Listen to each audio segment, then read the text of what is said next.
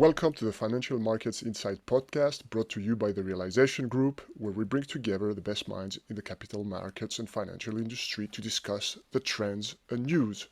My name is George Aliferis. I'll be your host today, and I have the pleasure to discuss with Alan Vear, Project and Program Manager for Brickendon, a leading consultancy for the financial industry, and we're going to discuss the $200 or $300 trillion question of the transition to IBOR. Welcome to the show, Alan.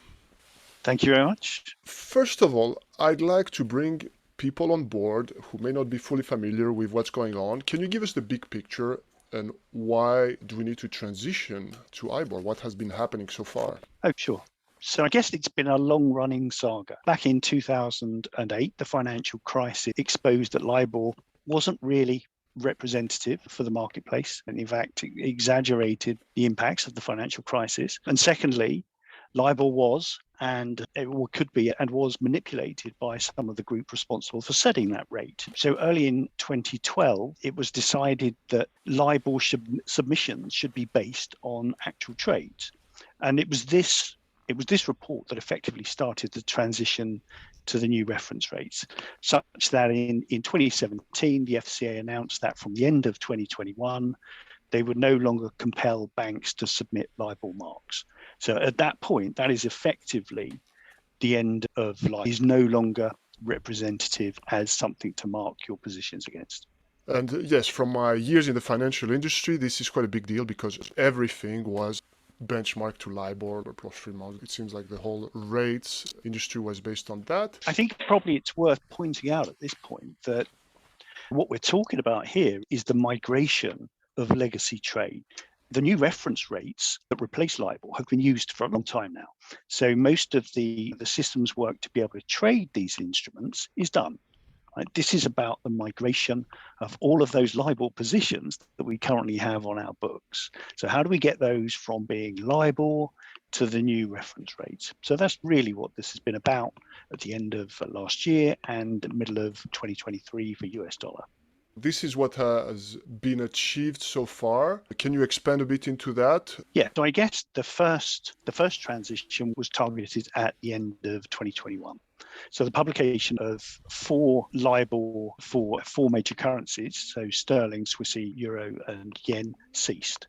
So at that point in time, we needed something to replace LIBOR, and there were ready-made risk-free rates, RFRs, in place to replace them. I think that was the main rush at the end of last year, making sure all of our systems were ready for those replacement RFRs, because this was the first transition. So that was the first milestone. I guess the next milestone we have is the equivalent process for US dollars. So theoretically, I guess, if we look at all of our systems, we prepared them well for the non-US dollar transitions. They should be pretty much prepared for the US dollar transitions that happen in the middle of next year. But there are subtle differences. So there are products that we won't have prepared for with the non-US dollars. And also just the sheer volume of the US dollar market means that we need to retest processes, we need to retest performance for that go live in June 2023. Beyond that, there are still more transitions, right? Although US dollar is the big transition in the middle of next year, after that, we have the sort of Canadian dollar, we have Singapore dollar. So there are smaller currencies to come thereafter. But if we can nail US dollar this year, the work is substantially complete. So we're going to dive into what needs to be done regarding this transition. But first, I'd be really interested to hear about your background and what brought you into this position. So my background is reasonably varied. I've started off in accountancy, moved through programming, trading, systems ownership, but now my current role is that of sort of project and program manager for Brickendon. And I've performed since 2014, everything from sort of getting impetus into projects to multi-year programs of work. So we've been working very closely with organizations on IBOR. So we understand the challenges that banks have faced over that non-US dollar transition. And we're really just looking to make sure that everyone is prepared for the US dollar transition. So my role is to make sure those preparations are in place. And you mentioned the banks have to make significant changes. What are the types of institutions that you're dealing with at Brickendon? Yeah, so the institutions that we deal with are primarily the larger banks. So this would be the national banks for different countries, as well as those big multinational organizations as well. But that doesn't mean to say that we don't have an understanding of the impacts for smaller organizations, because our work so far with some of those larger banks has given us an insight into what the smaller organizations are facing as well, and the difficulties they face, because they are the key counterparts of those bigger organizations. So we tend to see it from both sides. So now, if we go back to this transition, perhaps one good starting point is to see how it affects the different types of players. Can you give us their perspective? I think for larger organizations, the primary challenge here is the client outreach. So they will have a large number of clients. Not all of those clients will have signed up to the fallback protocols. That's part of the process by which trades no longer address the old IBOR rates. They now address the RFRs. So from a larger bank's perspective, it is about sort of client outreach, making sure that we've discussed with clients what we're going to do with those trades that they have, what the options are. And you mentioned fallback protocols. So is that what happens if people decide to not act upon it? Or how does everyone have to make a decision regarding the transition? Okay, all banks are going to be impacted by the transition to some degree or another. The fallback itself is embedded within the ISDA protocol. So the ISDA protocol is something that every participant in the market either signed up to or didn't sign up to.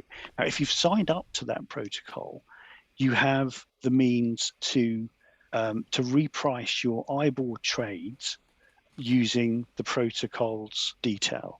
So the protocol will give you the step-by-step detail to reprice your position against the new RFR rate rather than LIBOR. Theoretically, I guess, if you've got a swap that prices against LIBOR currently, and both you and your counterpart have signed up to the ISDA protocol and the fallback process, then really there isn't a great deal to do for that trade. You can leave that trade on your books, and as long as you have the mechanism to reprice it using the RFR, it's job done.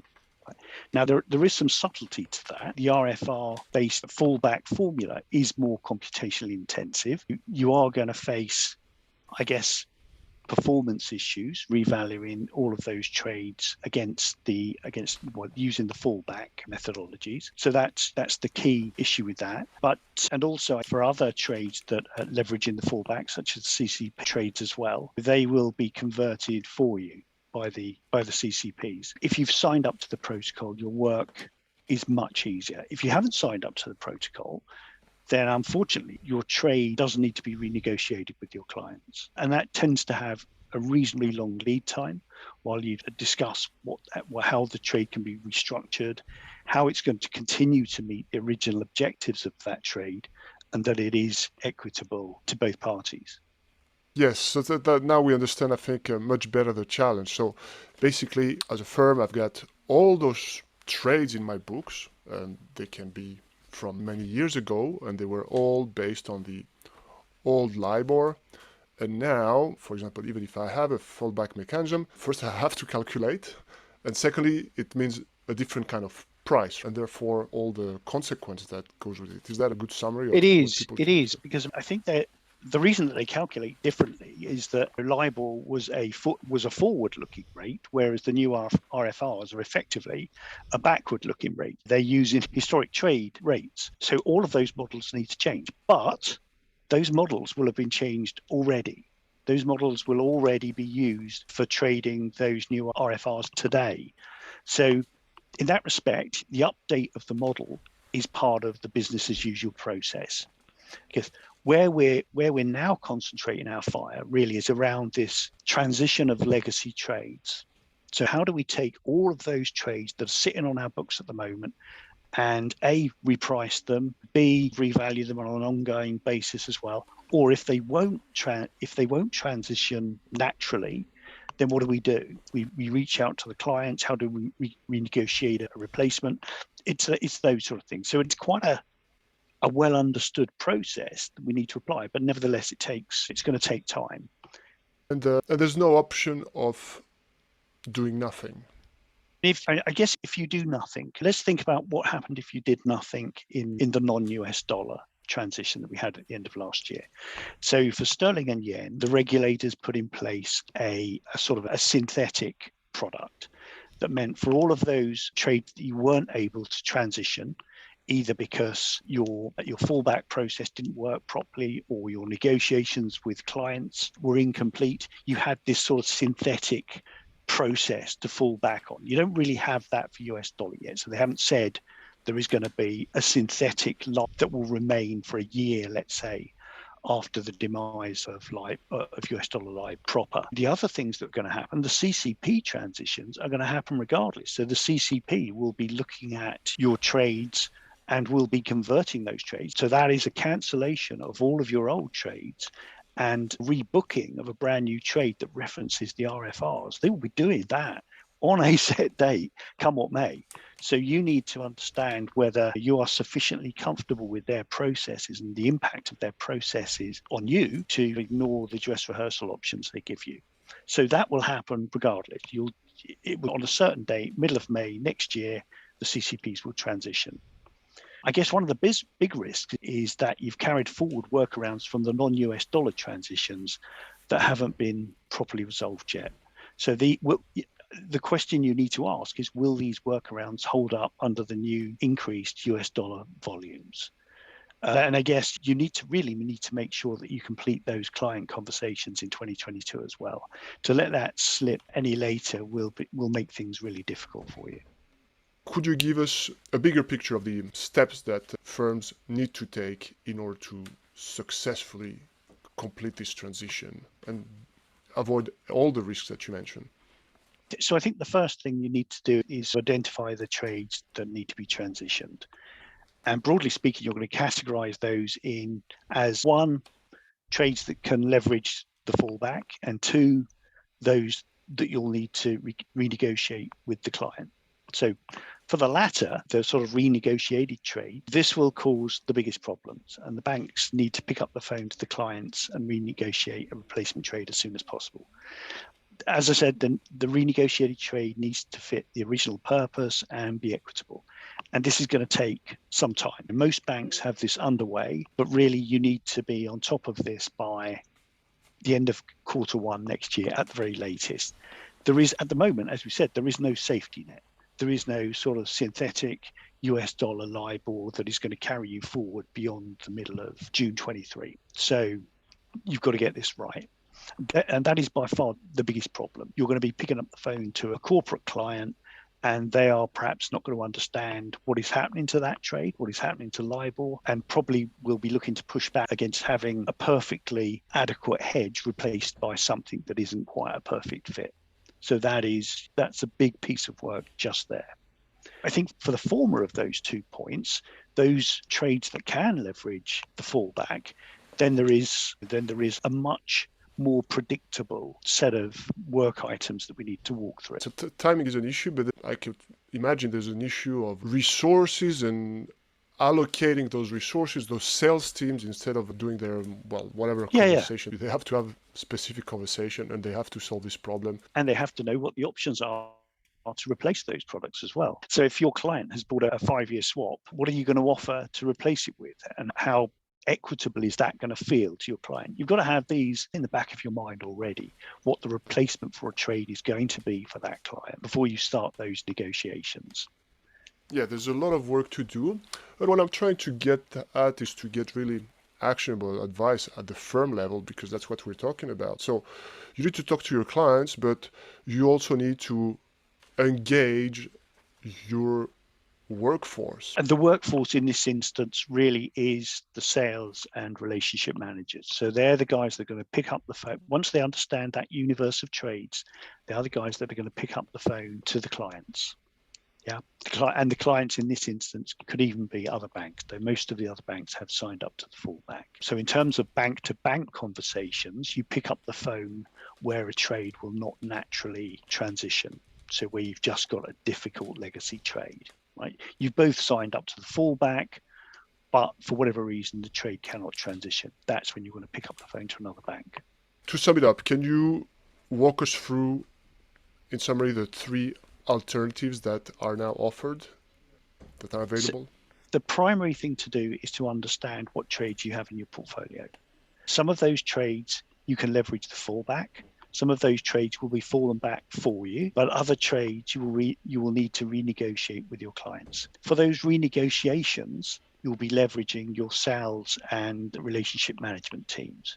So they will need to understand if a client has a swap in place, what potentially can be used to replace that swap, what RFR product could be used to replace that swap. And as I say, those negotiations are primarily there because one party has not signed up to the ISDA protocol. So typically the client will not have signed up to the ISDA protocol because they either don't really understand what the LIBOR transition is about, or really they just don't want to transition. They've got a perfectly adequate hedge and they want to keep it. So the job of the RM and the sales team in that instance will be to explain to the client why they can no longer hold on to their old LIBOR product and why this new RFR product is a perfectly sensible replacement that is equitable and fit for purpose. So that is really a business decision. Yeah, so all of the background work to that will have been done. The ability to price those products will have been done already. So it is a business conversation between the bank and the client. But if we move on beyond that, we've got some activities around trades that can leverage the ISDA fallback that we need to do. So I guess the ISDA fallback trades are effectively broken down into two categories. So cleared trades, so trades that are cleared through CCPs like the LCH and CME, will be automatically replaced in the middle of May next year. Your old LIBOR trades will be cancelled and you'll be given an RFR replacement. So the CCPs will ensure that these trades are economically equivalent by maintaining the last reset period prior to cessation and by providing a compensation, which is the difference between the old LIBOR product and the new RFR product. And the CCPs will give us plenty of time to test this process. They will schedule dress rehearsals throughout the first quarter next year. But they are optional. It is down to each individual bank to load the test environments at the CCP with test trades just to make sure that your process is working. So I think we should expect those trades, as I say, to be transitioned mid-May 2023. But as the transitions themselves are cancellations of old trades and issuances of new trades, all the trade references are going to be new. So for example, if we look at hedge relationships, you may have hedge relationships set up on the basis of trade references. They're all going to need to be realigned. So if you just think of the impact on your existing positions and processes for having a new trade reference, that is what you need to consider. So one organization we went to, for example, all of those hedge relationships needed to be, I guess, realigned to the trades because all of the trade references were now new. Okay. But as well as getting a replacement swap, the CCPs will also give you what they call sort of an overlay swap. This is a swap that ensures the continuance of LIBOR until the end of the reset period that was in existence at cessation. Now, there is an impact on that in that you now have not only the replacement swap, so you've got a notional for the replacement swap, but you also have an equivalent notional for that overlay swap that just makes sure that LIBOR continues to the period beyond the cessation. So the impact of that is you now have double the notional as you thought you were going to have. You have the replacement swap plus this new swap that is there really just for mechanics, right? It's not there as part of your position as such. But nevertheless, if you just blindly take dumps out of your trading system, the notionals are going to look like they've increased. So you need to be aware of this before you do any sort of shareholder reporting, that your notionals haven't really increased in terms of those additional trades that you're getting from the CCPs. Now, in terms of the bilateral trades with fallback adherence, this should be reasonably straightforward. The process for managing fallback valuations in systems should already be in place following the US dollar transitions. There may be some model updates for USD specific products, but it really is the additional USD volumes that are going to require attention. So I think the trick there is to make sure you get the model in place first and then performance test your fallback process, including all of the US dollar fallback updates as well, because that is going to put serious strain on your fallback calculations. Implementing and testing, adjusting the reporting and all of that, which seems like quite mind-blowing from an external perspective. The firms have a lot of work on their hands. Again, a lot of this will have already been done for the non-US dollar work. You just need to confirm that it's still going to work when you inject all of those USD volumes. That's the trick with this one. With this, for example, we know some organizations that when the sterling CCP transition happened, they had real problem processing all of those cessations and rebookings over the window available. So let's say the process started on a Friday evening and the CCP sent through a load of cancellations and rebookings over that weekend. Some of the organizations had trouble actually processing those cancellations and rebookings in their systems.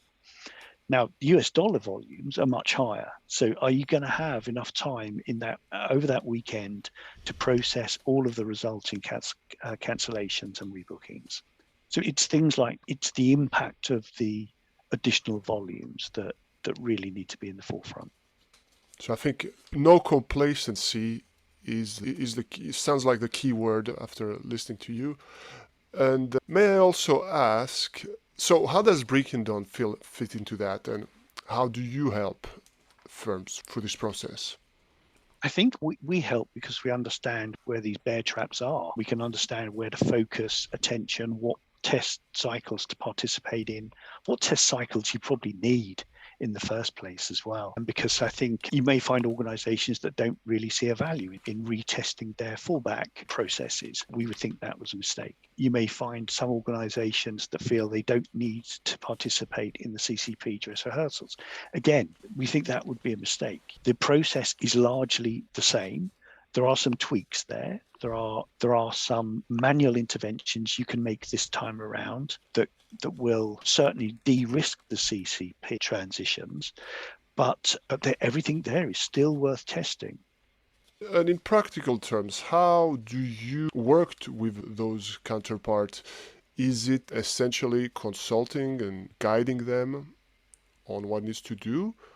Or is there also a more hands-on approach? This has been quite hands-on historically, because these transitions tend to reach throughout an organization. It really is the coordination of those teams that is key. So we typically are parachuted in to organize the teams, to explain what the impacts are and to explain what their own responsibility are given that impact as well. So it's traditional project management, if you like. It really is just managing the troops to address these challenges. So you intervene for a set amount of time or for a specific mission, and you're coordinating the different teams. Is that the key aspect of your role? If you think of a normal project, we will come in, we will understand what the outcome of that project needs to be, how that project impacts the different teams in the organization. There is nothing different here as well. We know we have a deadline to adhere to. We know the different teams that are going to be impacted by this change. We're parachuted in typically to make sure that happens, to make sure that those deadlines are met, to make sure that all of the impacts have been considered by all of the teams, so that we just have a nice clean transition at the end of all of this. There are other dimensions there as well, because we can bring certain activities forward. We can make the whole process a lot more efficient by understanding how the pieces of that jigsaw do fit together. But effectively, really, this is just project management. This is really just good planning once you understand what the impacts can be. And this is something, this is a kind of a project or a theme, or let's call it a topic, that Brickendon has built as a core competency or as a specialty. Is that something that you've been through many times in the previous part of the transition? It is. So this is something Brickendon as an organization have worked on a few times now for the non-US dollar transitions. So we understand for different organizations where the impacts will be. And it's not consistent. There are different impacts for different organizations, but we understand where the failings are going to be. We understand how to make this a success for different organizations, different sizes of organizations as well. There are very definite sort of challenges with this, and the timing is one, right? If you just consider that halfway through this whole process we're going to have sort of a Christmas and a year end, it really means that in 2023 you don't actually have much time to do this. You need to be mobilized all of your troops now in order to get the heavy lifting done before we hit that Christmas and New Year period, because after that you've really got 4 months until the first transitions are forced on you. As we've said, those CCP transitions are going to start in May, right? So at that point, you're going to have transition trades coming your way, come what may. So you don't have much time. You don't have much time in 2023 at all to do much other than testing. And I'm just going to mention it here because it's something I've been meaning to say before. When we talk about CCP, we talk about Central Counterparty Clearinghouse. So you painted a very good picture of what needs to be done. What is your outlook based on that? How do you see this evolving?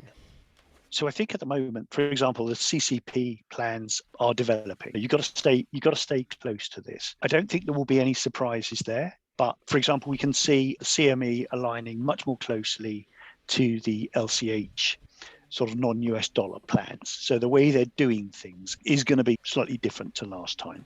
We do have a tentative timeline, and it is suggesting that transitions will take place from the beginning of May to the middle of May. That's why it's important to stay close to this. It is a slightly movable feast at the moment. I think the dress rehearsals that run alongside of the CCP transitions are likely to kick off from about March time. Again, stay close to these. You've got to decide what trades you're going to test through that process.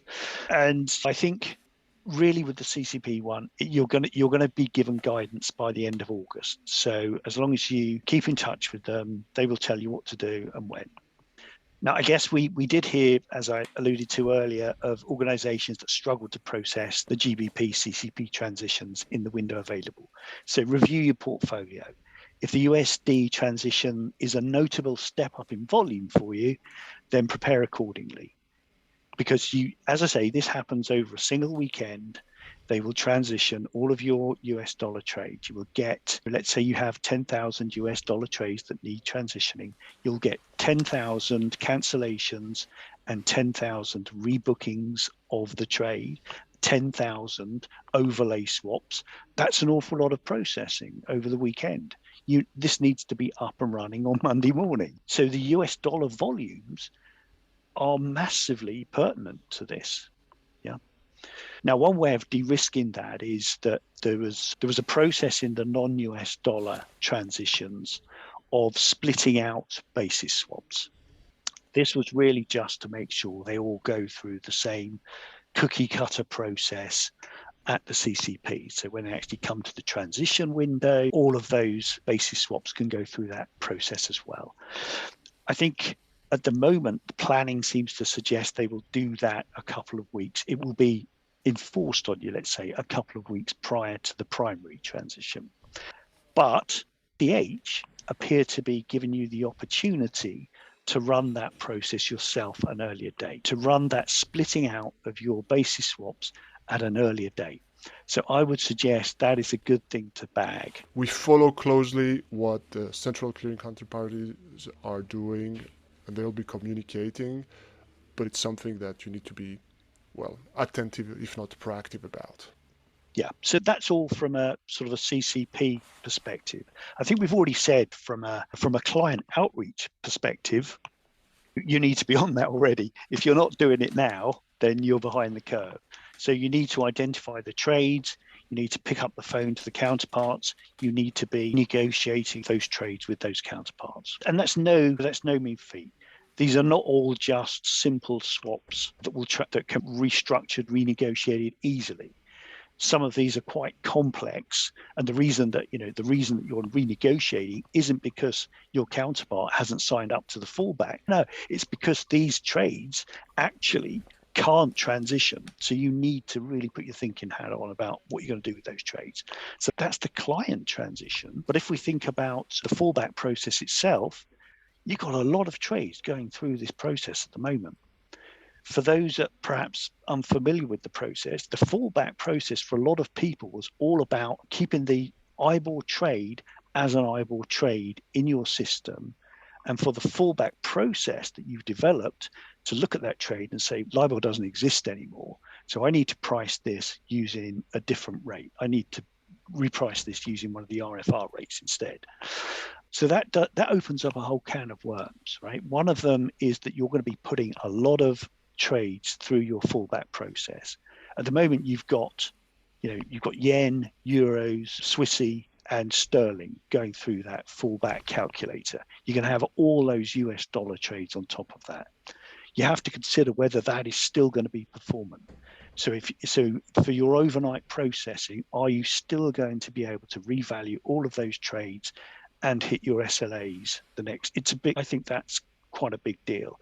Appreciate that everything is scalable, and you can rescale your cloud computing solution to do that, but you need to consider that. Also, I think around that fallback process, if we consider, for example, that the trade may still look like a LIBOR trade in your systems, and you may well have put in some workarounds in your settlements process that maybe realign your reset notice periods or something along those lines. And that process may well have worked for a smaller population, like sterling population. Will that manual process still work for a much larger population of trade? If you had problems that weren't resolved as part of the non-US dollar transition, fix those now. Fix those while the sun is shining, because you don't want your population of manual workarounds to increase through this. Perhaps the other things I could suggest would be to start running compression cycles at the latest, sort of early 2023. That will reduce the volume of trades that are going to be transitioned by the CCPs. It will reduce the volume of trades that you're going to push through your fallback process. Anything you can do to collapse the number of trades that you're processing is going to help. And I think that's where my focus would be at this point in time. An impressive amount of work, of things to do, and I think we've got a very complete picture now.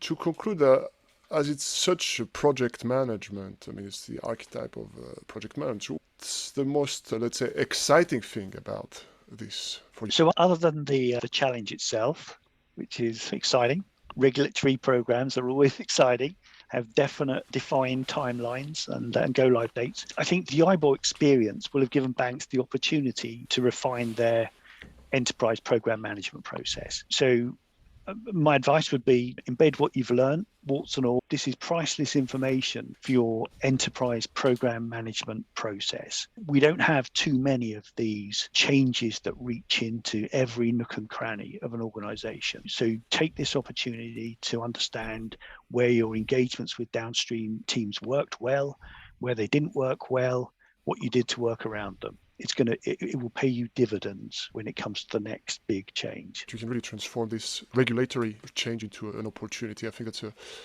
very good conclusion. And thank you so much for all your advice and your insight into this momentous change that is affecting the industry, and perhaps not everyone or people who are not fully involved in are aware of, but this is, we mentioned it, a multi-trillion-dollar process. And I just want to wish you all the best with all the work, and thank you very much for your time, Alan. Thank you.